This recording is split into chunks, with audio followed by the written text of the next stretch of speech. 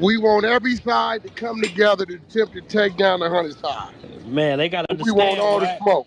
We go off the content.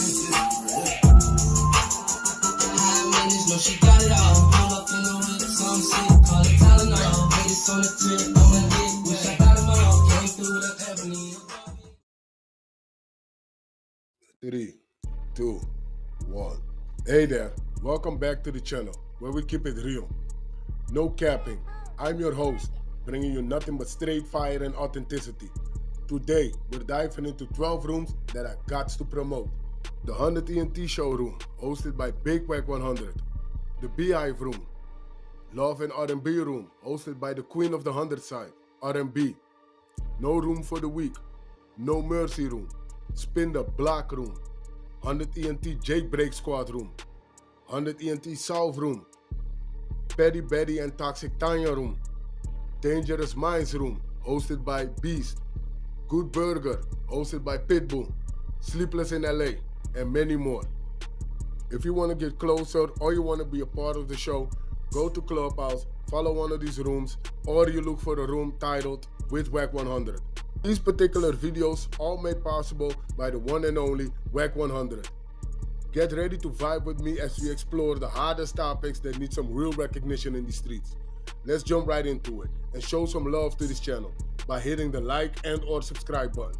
So, without further ado, hold it down. One mic on Wack. He was the cousin of Tupac. And I think that's it for that. And then the meat of this is Geronimo Pratt. Geronimo Pratt was his godfather. So are any of you guys familiar with Geronimo Pratt? Yes. Geronimo Pratt is from the Black Panther Party. Absolutely. 7 years of his life. Right. So he was born Elmore Pratt. And he changed his name to Geronimo Gigaga.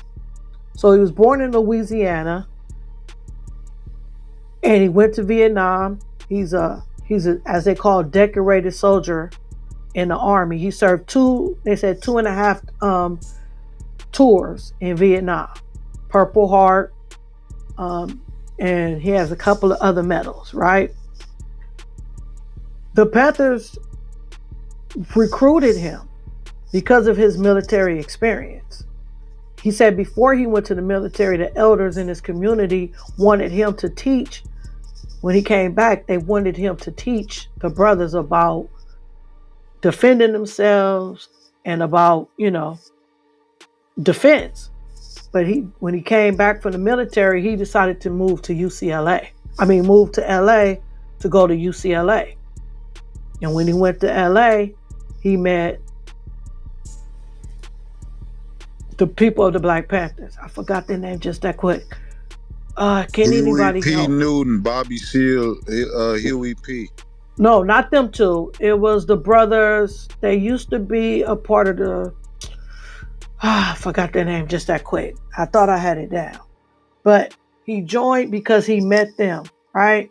And they started the LA chapter of the Black Panthers, right? So they were instructed by Bobby Seale and Huey Newton. I think it's Huggins. I thought I wrote this down, but I'm sorry for that. I didn't have it down. But they started the LA chapter. And when he got to LA, when he started going to UCLA, he met up with them and he became the in defense. So he was the person over defense in the Black Panther Party, right? Now remember a little earlier when I told you that there was divide. So what was going on? That they had people joining the Panthers, people you talk about the UCLA caps. I think you Huggins and that had to been Carter. Bunchy Carter. There you go. Huggins and Bunchy Carter. They also got killed at their UCLA campus as well. But he joined up with them. And remember when I was telling you about how the FBI was infiltrating? So what was going on is they were causing dissension between the different chapters, right? They were sending letters, falsifying signatures, saying that This was from Huey P. Newton to this person. They even put out a rumor that Geronimo Pratt was a part of the police and not to trust him. And when Huey got out of jail, unfortunately, he got addicted to drugs and his mind was altered. And so he had kind of Elaine in his ear. Him and Eldridge Cleaver wasn't seeing eye to eye. And Geronimo Pratt was more so under Eldridge Cleaver. And the unfortunate part is it was a murder. In 1972, it was a murder of a school teacher named Carolyn Olson.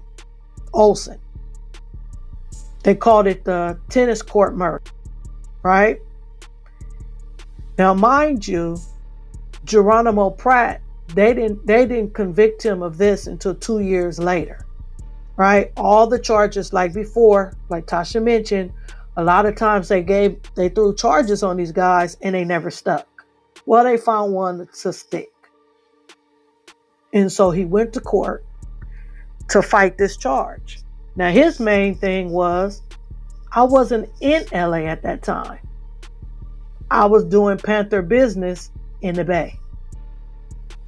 Because of the divide that he had with Huey and the organization up north, the people from up north was instructed, do not involve themselves in this case. So none of the people, except for Catherine Cleaveridge, which was Cleaver's wife. She came down and she tried to help and say that she was there, but her testimony wasn't believable.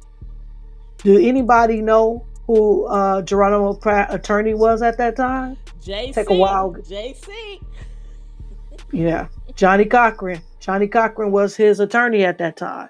And Johnny Cochran talked about how they found out that offices were bugged, that people were coming. He said that the state had evidence that the state got a hold to before they can even present it to the courts. It was an uphill battle. He said when he first took the case on, Geronimo Pratt kept saying, they are coming after me. They are coming after me. And he said Johnny Cochran was like, who is they? Who are you talking about is they? He didn't believe the conspiracy. But he said the more that he was in this case, the more he realized that the federal government, the FBI, was targeting this man and doing anything that they could to lock him up. So he was found guilty. And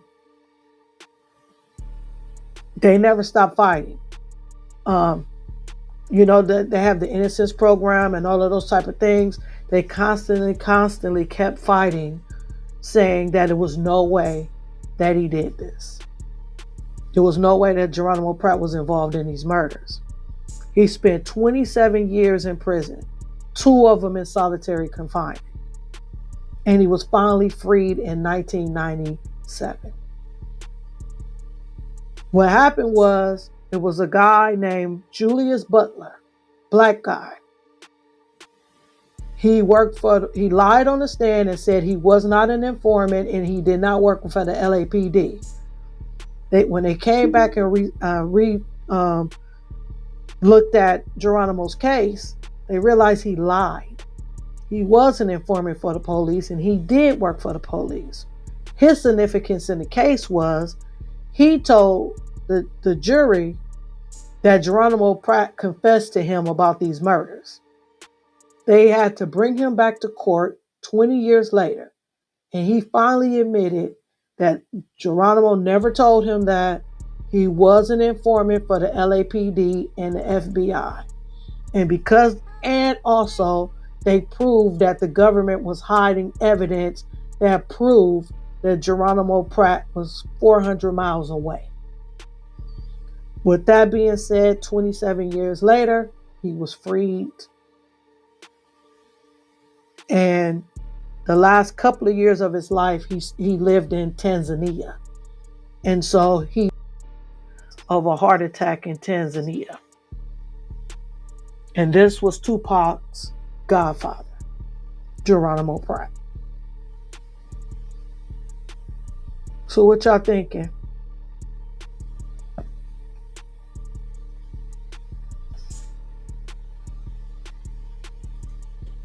DVS, you still have my number? Yes. Okay. When you get a chance, call me. Okay. I've got a library full of questions. Okay. Okay. So that's Geronimo. So we discussed today Afeni Shakur. That's his mom's. She was part of the Black Panther Party. She was arrested, fought, got her out, not only herself, but the other 20 members. We talked about Afeni Shakur.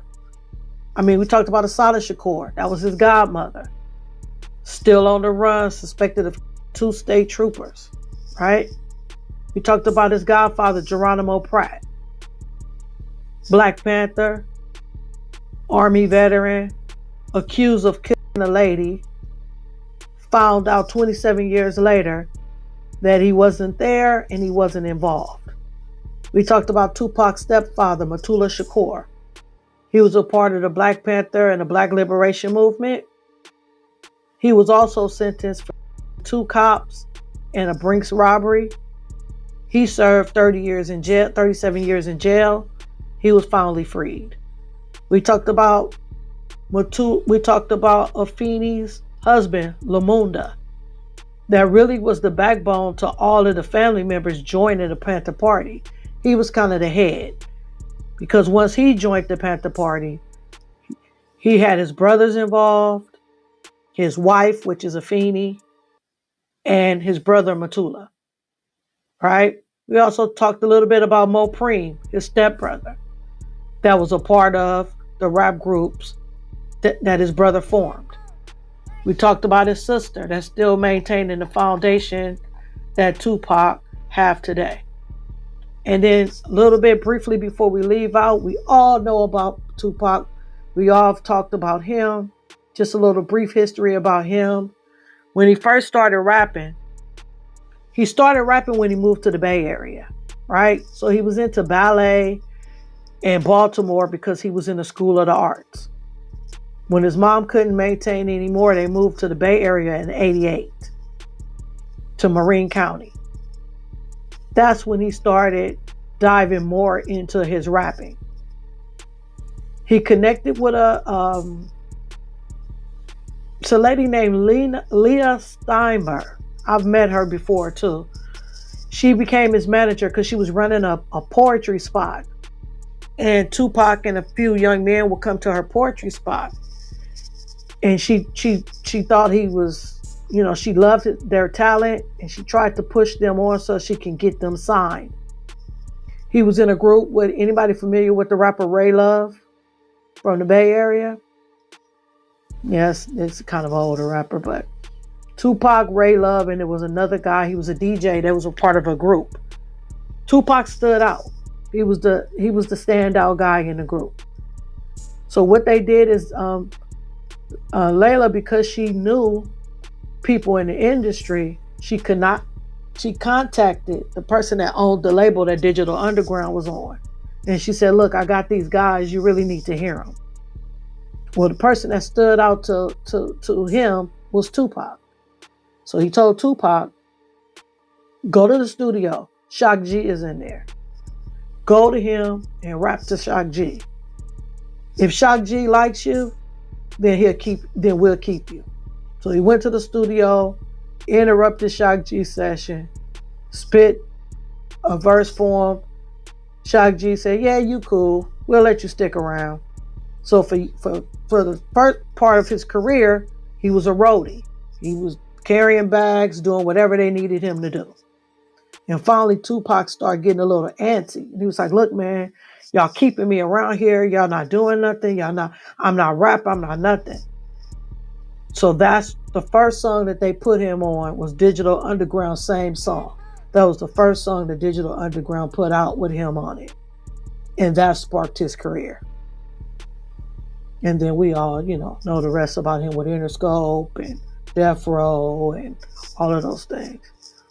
So that's my conclusion. I think I wrapped up. If y'all have any questions, the floor is open.